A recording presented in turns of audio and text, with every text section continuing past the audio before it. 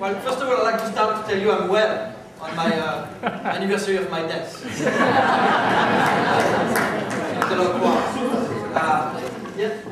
How was your English? My English? Well, I'm going to speak. My English is pretty good now. I'm going to give you a little bit of background to help you understand why I came here and why I did what I've done in my life. And I was born in a small village in Chavagnac, in Auvergne. And my father passed away when I was 2. And my mother actually didn't raise me. She was in Paris at the French court. So I was raised by my grandmother and some aunts. So until the age of 10 years old, I was actually a country boy. So even being from the aristocracy, I wasn't raised in the French court. So my manners were more simple. And when my mother decided to do my formal training and bring me to the French court, I really didn't enjoy it so much. And she passed away 2 years later when I was about 12. And then my grandfather passed away too. And I was left a very wealthy orphan. But I had the same dream that I had when I was a young boy. And my dream was to successfully establish, continue to establish Lafayette name fighting. And at about 17, 18 years old, I learned about the struggle in America. And we call those, in France, we used to call them the insurgents, because of course they were fighting against England and against their mother country. And that was a new thought that we had for young men like us. Americans were fighting for their liberty and not for land. They were fighting to gain back their liberty. And that's why I enlisted my heart to it. Of course, it was against the English, so it was a certain motivation to it, but it's not the only motivation. The other motivation that we're really going to fight for the liberty. And so I actually bought my own ship with my own money, and I actually arrived in Charleston, South Carolina, and made my way back up to Philadelphia. Now, when I arrived in Philadelphia, they refused my comment. I already signed a comment in Paris through an American delegate. I arrived in Philadelphia, I present my comment, and they told me they don't need me, that I can go home. Didn't strike me well after spending a couple of months traveling and tell me I need to go home. So I was a Freemason, and John Hancock was the president of what you call it, the assembly at that time. And I talked to him and I tell them that I will serve at my own expense as a volunteer. And I have to say, it caught the ear of the New England delegates. I guess they like when people serve freely. So what it means, it's meaning that I had no command. So I was a major general during Brandywine battlefield, but I had no men to give orders to. I was a numero, a follower. And that is why I display a lot of heart during Brandywine battlefield, because I had to prove myself and to the American soldiers that I came here not just to exerce a title, but to really fight for the American freedom, and I got wounded there. One of the things that make me a better man, and when you're not raised with your father and when you're an orphan, is whoever you meet and who can give you guidance. And General Washington was the person who is going to give me guidance, and is going to take care of me almost like a son. And I will treat him like a dad. I had a lot of respect for him, and even during the time where not everybody was supporting General Washington, I always kept my support to him. And so after, of course, I fought a couple of battles, and the biggest one would be Yorktown. I was the first one there with a couple of other American officers, and I followed orders to wait until General Washington and Rochambeau will come down, and the result was a success. And it would basically be the end of the Revolution War. Now, I'm still a little young to talk about really about everything we've talked today about when I come back in 1824. But I can tell you that all my life I never stopped fighting for human rights. And I started fighting human rights by giving the rights back to the Protestants in France. They had lost their rights in the 1700s, and I fought back to get them their rights. I fought to prove to General Washington and the Americans that slavery wasn't in.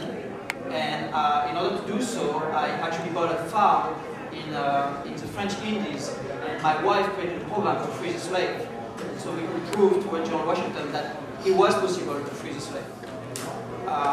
And of course, I fought for the French Revolution and to gain the French rights. Now that didn't go as well as hoped. So I will elude as much as I can on that subject. And during my fighting for liberty, I also spent 5 years in prison in Aulus, in Prussia, which you call now Germany. And I spent time there because I was representing liberty, and the Emperor of Prussia didn't like those thoughts.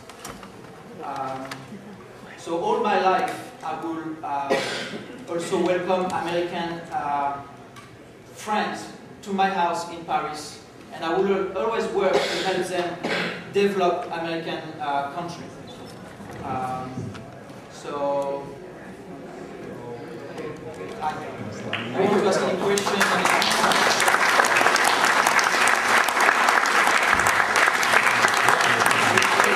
Moments for questions, and as I said, anyone who asks a question, that's one of these Lafayette comments. Yes, ma'am. You have a question? It was my question. Oh, she has a question. All right. Any questions? Yes.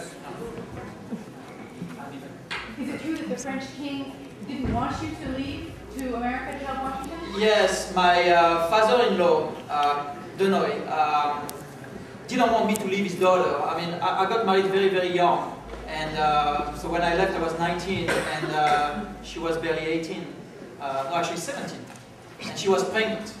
And so he didn't want me to leave. So he went to the king, and the king wrote a letter of cachet, which is a letter that everybody can arrest me under the king's order. Everybody. So I had to flee through Spain.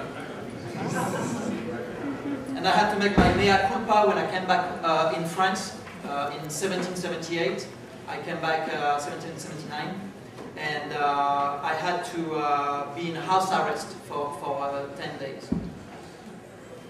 Do you still have living descendants in France? Yes, there's still living descendants, yes. And is it the same family? Well, I have only one son, George Washington Lafayette. So yes, but I have also some descendants from my daughter. Yes, there's a question back there.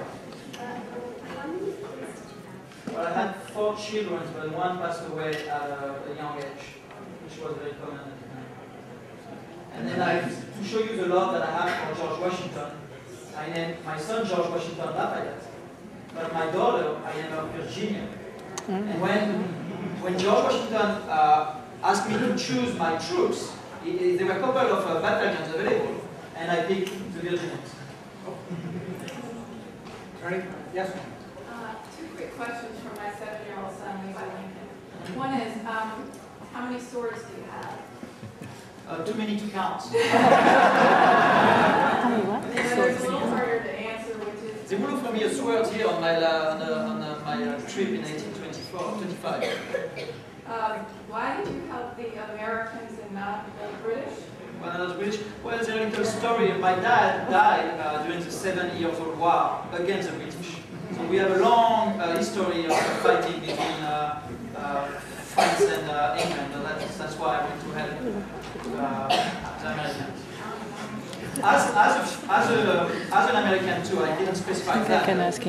On all my time as a soldier in that country, I never been a French soldier, I was an American soldier. Yeah, buried, right? Let's take that young lady back there who had a question, then we'll take the people back.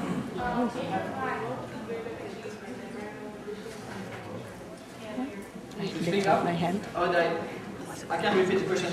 What was the better revolution? What I think was the best one between the French and the American? I probably would have to pick the American one.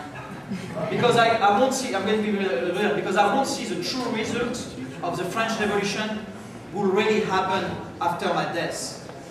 We still, because after the French Revolution we had Bonaparte, which was a dictator, so it was against my own will.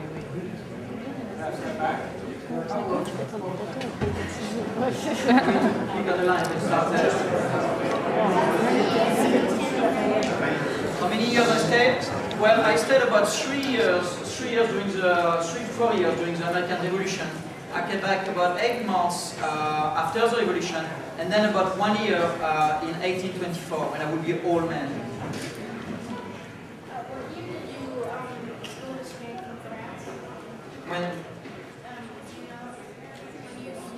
When I flew from France, it was in 1777. We only have time for one more question. But anyone who raises their hand? Shoot first. Young lady. How old I was? Well, actually, it's hard to talk about my age when I died, but let me put it that way. When I came here in 1824-25, I was 72 years old. 67. It feels like I was 72. And I would die by 78. Which is very old, I guess. Yeah. Thank you very much.